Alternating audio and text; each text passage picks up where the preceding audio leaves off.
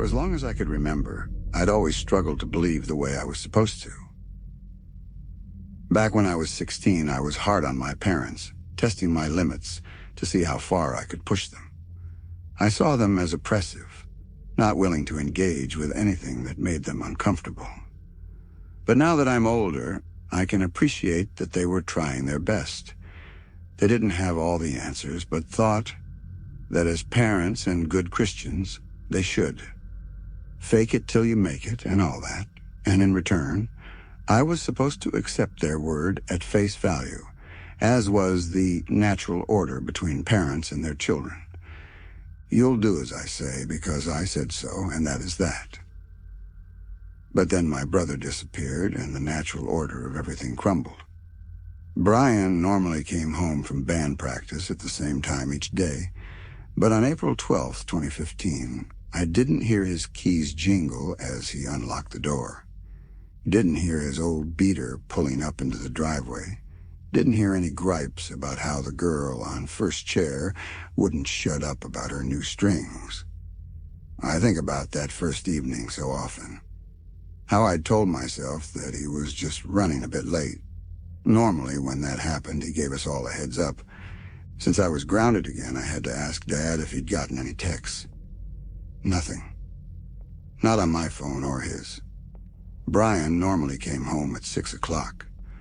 The clock chimed 7, then 8, then 9. While Mom, Dad, and I waited to hear his car, his voice, the phone ring, anything, that was when it began. The quiet. The thing no one tells you about when someone you love doesn't come home is how the silence that fills the air where their laughter should be is louder than any scream. You should be hearing their footsteps in the hall. You should be arguing over who used up all the hot water in the shower and put Dad in a bad mood. There should be a light on in his room as he listens to his metal music that our parents tolerate because if that's Brian's way of rebelling, I'll take it. The quiet kills you. That first night, when Mom called the police, her voice was hushed as if afraid that speaking too loudly would make the nightmare real. As long as we didn't talk about it, it wasn't as bad as we thought. Just a misunderstanding. He was running late, that was that. Hours turned into days. More muted conversations with the police. Both Mom and Dad looking at me to make sure I couldn't hear. However, their faces told me more than words ever could. In just the span of a few days, they looked much older. I aged, too. Everyone in town and members of our church banded together to go on searches. He was probably just lost in the woods, probably just at a friend's house. You know how boys are at that age. It didn't matter that Brian wasn't like that. It's just how boys are, because it's better than the alternative. Days of oblivion, not knowing if Brian was alive or dead, became weeks. The searches kept going, but less and less people showed up to call his name in the faint hope that something besides the coyotes would answer. He was just lost in the woods. He would turn up eventually. Even though I never saw the appeal of the music that he liked to listen to, I would sneak into his room at night, turn on the CD player. If his music was playing, he wasn't gone. He was just in the room right next to mine. I knew exactly where he was. We knew exactly where he was. One night I caught Dad sneaking in to sit on his bed. The silence was broken as the man that I used to think of as authoritative and unbreakable caved in on himself, trying to muffle his sobs with Brian's pillow. I came in and joined him, hugging him as tightly as I could. Mom followed soon after, embracing us both, her sobs accompanying ours. The pillow still had his scent, like he was right there, trapped within the threads, buried too deep where we couldn't reach him. It was at this point that I had begun to pray. Despite all of my unanswered questions and skepticism, I didn't know what else to do. If Brian couldn't answer us when we called his name, maybe God would, just this once. 3 months after Brian's disappearance, he was found. I will never forget the way my mother howled his name, over and over, as if her grief would be enough to call him back to where he belonged. It doesn't matter how long it's been. I can't say what happened to him. I just can't. He wasn't just murdered. Thinking about what was done to him makes me want to dig up the man that took him from us and hammer his bones into powder. Death wasn't enough for him. Nothing was enough for him. Clearly, I wasn't the only one that felt that way. When Brian's abductor was found, he didn't last very long behind bars. Reportedly, before giving him his due, one of the members of his lynch mob told him, "If you ain't a praying man now, you will be by the time we're done with you." That's where the problem came in. He did pray. He pleaded for forgiveness. Not from the mob, not from my family, not even from Brian. God's kingdom is open to all, even the depraved, the unkind, the hateful, even to people like him. All that is required for the gates to open and to feel the warmth of his love is to ask for his forgiveness. And ask. He did. But what did that mean for Brian? How could his soul possibly find rest if the one who sent him to heaven before his time was right there with him? This was one of the many questions that haunted me. But back before he was taken away from us, it had just been a thought experiment with no real stakes. What if a hypothetical victim was trapped in what should have been paradise with their hypothetical killer? Just a word problem like in math class. If John had 12 apples, and Judy takes 8, and Sarah gives him 4 times the amount of that, does that doom him to spend an eternity with the man that brutalized him? For Brian's sake, I had to know if that was true, but I wouldn't dare ask that question.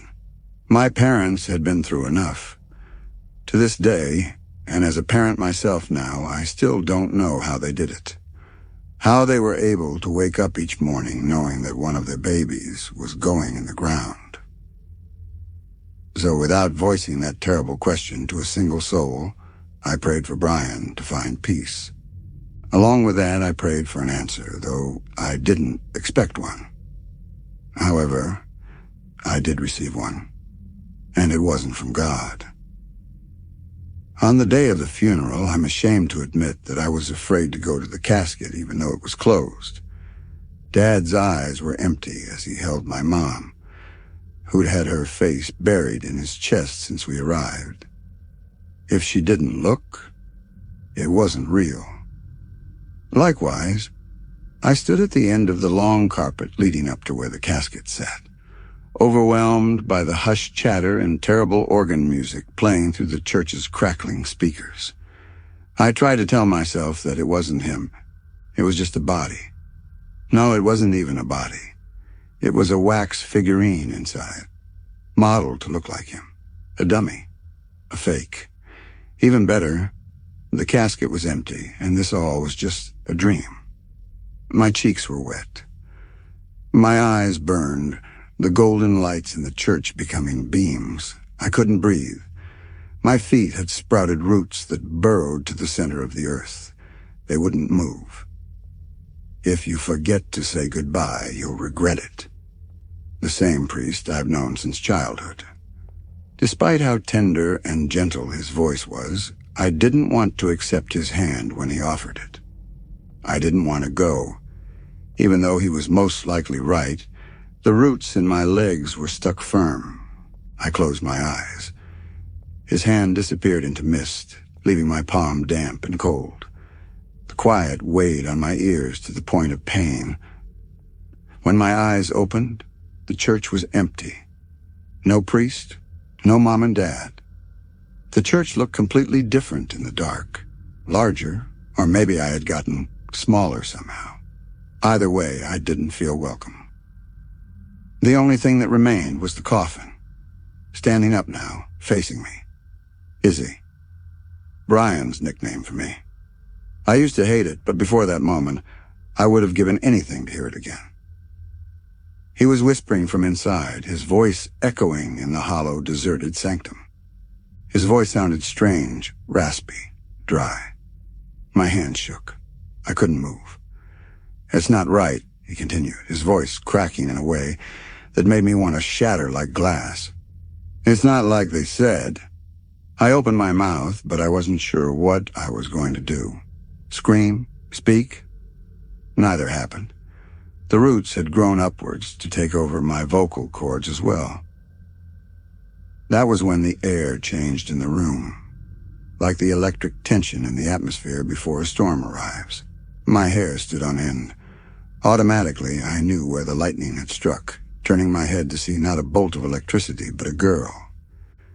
The girl was the same age as me, maybe a bit older. She was slouched, staring at a glittering blue rosary tangled around her fingers as if it was a puzzle she was trying to solve. Brian's murmurs continued as I fought to get my body to do something, anything but just stand there. "We don't have much time, Isabel," said the girl plainly, her head slowly turning to meet my gaze. "They'll come looking for him soon." As if she'd broken a spell, my legs finally moved.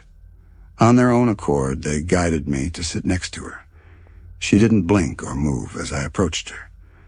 Once I'd slid into the pew, I spoke for the first time that day, the words scratchy as if being played from a broken radio. "Is this real?" Letting the rosary drop, swining in her long fingers, the girl gingerly reached forward to use her thumb to wipe my tears away. Her hands felt clammy on my flushed cheeks, face hot from how much I'd been crying. It certainly felt real. "Izzy." Brian's sobs were constant. Her eyes, the girl's eyes, were strange. She gazed through me, into me, stripping away skin, muscle, bone. "Who are you?" I asked. She didn't blink. Those peculiar eyes continued to dig into each and every atom of my being as she said softly, "When you were a little girl, you used to beg your mom to keep the hall light on. You'd get a running start and jump onto your bed, thinking that I was hiding underneath, waiting to grab you." Heart pounding, I started to pull away from her, knowing now who I was speaking to. The girl's voice came out as a whisper. "And you were right. Run. I had to run." She stayed seated, observing me as I raced for where the exit should have been. Brick. The door was gone. Brian was crying quietly from his coffin.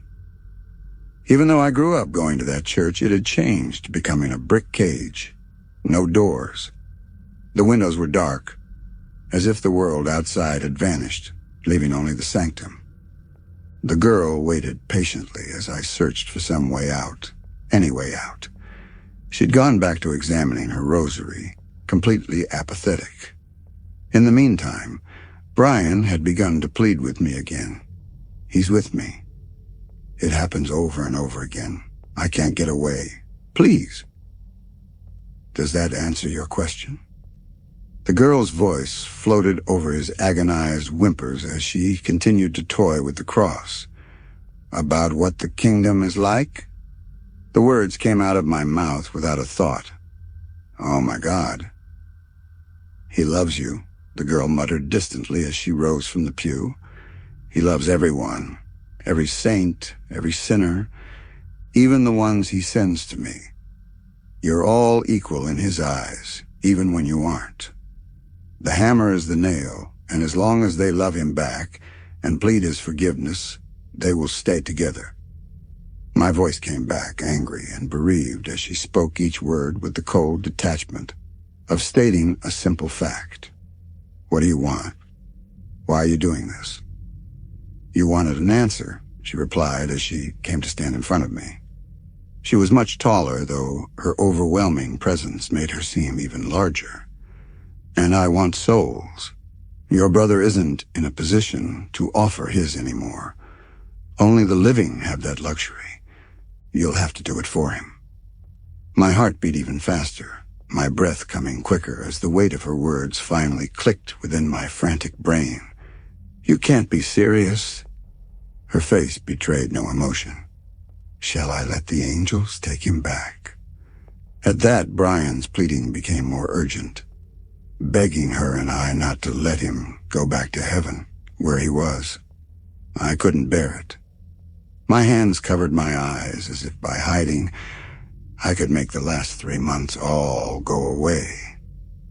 As Brian began to beat on the lid of his coffin, the girl spoke over him, sounding almost wistful.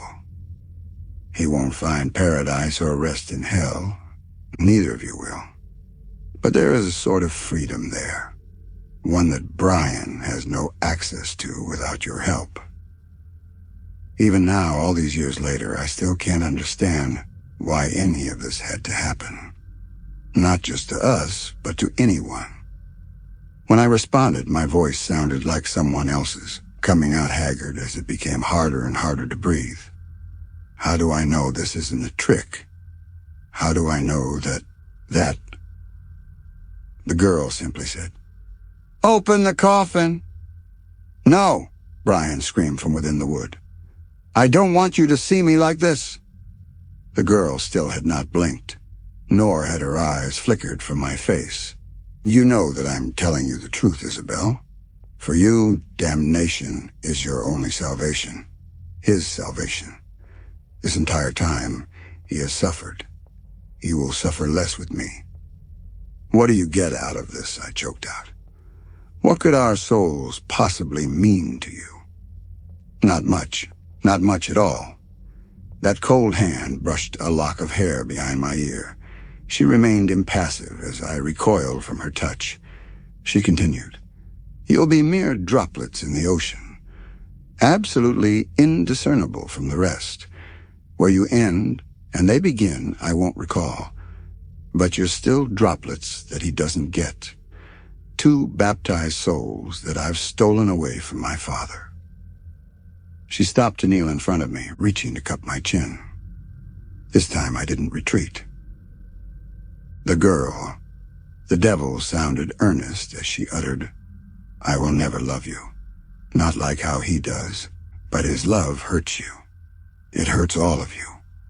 Knowing what you know now, can you honestly say that his love is preferable to my neglect?" For the first time, I found some courage as I accepted the devil's help, as she wrapped a hand around my forearm, aiding me in standing up. Once upright, I allowed her to lead me towards the coffin. In the meantime, Brian kept pounding at it. It loomed over me, more like a doorway than a casket. A door I was terrified to open. The devil then mirrored the same sentiment that the priest had before she'd brought me here. "If you forget to say goodbye, you'll regret it." From the other side of the wood, Brian begged me not to. Hesitantly, I set my shaking fingertips against the lid.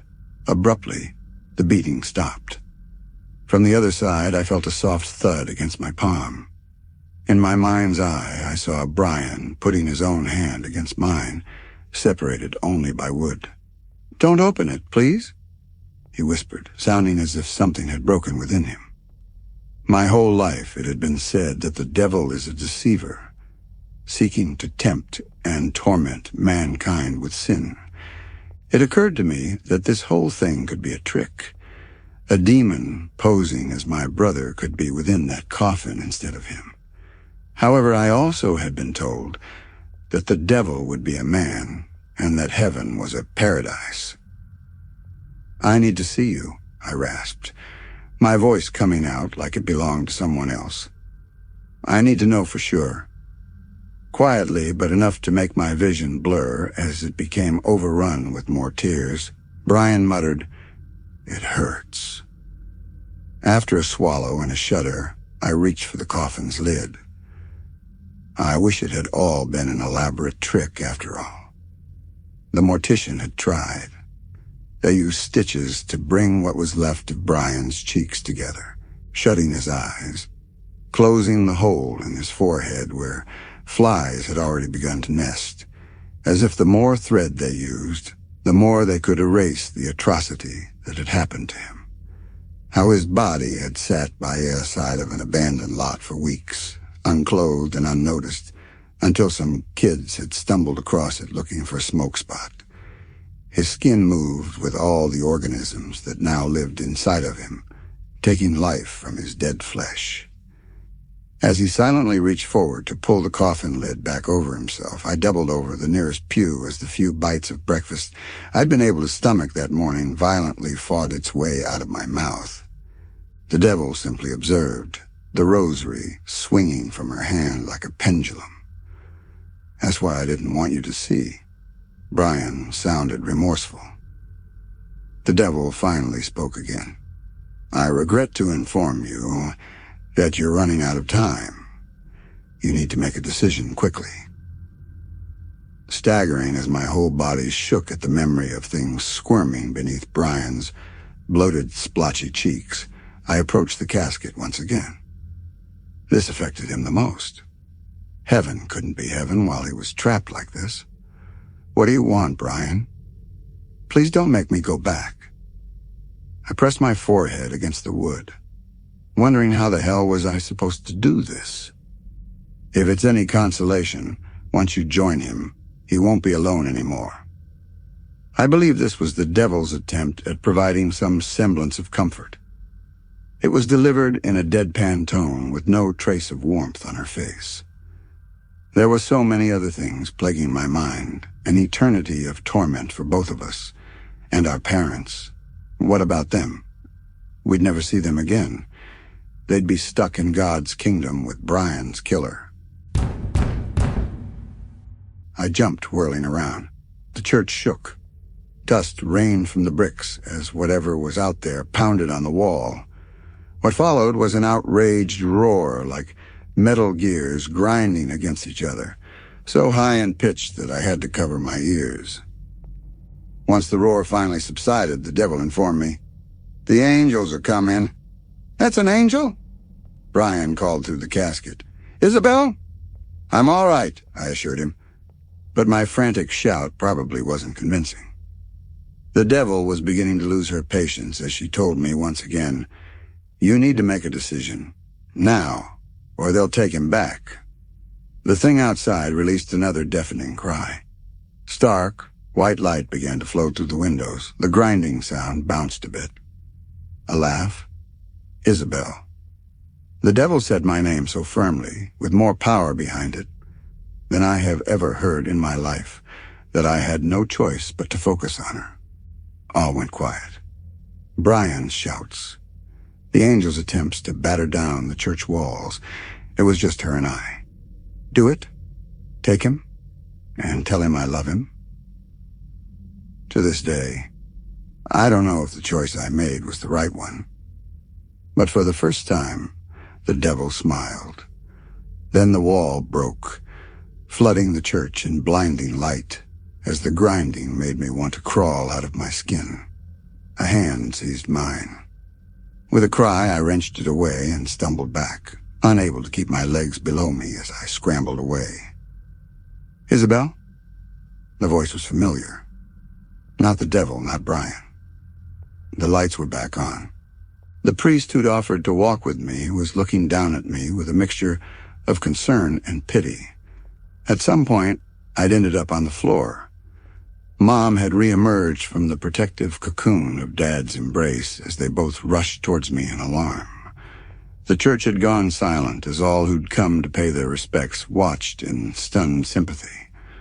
Only the somber organ music playing over the speakers remained. For years, I never told anyone about what happened for obvious reasons. It sounds like a grief-induced psychological episode. And for a while, that's what I told myself it was. But I remember every word from that visit from the devil. I remember exactly how it felt in her dark, imprisoning version of our family church. I recall that moment more profoundly than my wedding day, or when I held either of my newborn sons in my arms. Eventually, there came a time that I couldn't deny it to myself anymore, and I'd become morbidly curious about how many others were offered this deal. I began to reach out to other families who've gone through similar losses to what mine had. It turns out that the answer to that question is too many. This may sound silly, but those of us who've accepted the devil's offer have formed a little support group. We meet once a month. All of us know that there is nothing that can be done. It's just nice to be around others who get it. Others who've willingly damned themselves and their loved ones. If anyone reading this has ended up in a similar situation, I encourage you to DM me. I'll give you the details. You'd be amazed at how much it helps to be in a room of people that understand the terrible choice you had to make. While I can acknowledge now that this was a spectacular burden to place upon a teenage girl, I am glad that I was approached rather than one of my parents. It took years for Mom to smile again, and the stress of everything nearly sent my father to an early grave.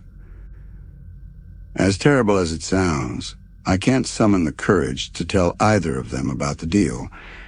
I know that it's wrong to keep something like this from them, but they comfort themselves with the idea of reuniting in heaven with Brian someday. How do you look your parents in the eye and tell them that you took their son away from them again? The guilt is the hardest thing to live with. Even though I know it was better than sending Brian back to where his tormentor was for all of eternity, I still question myself. Everyone in our group does. So I'll say it again. If anyone else has been approached by the devil, please reach out. You're not crazy. You didn't imagine it. And you don't have to deal with this alone.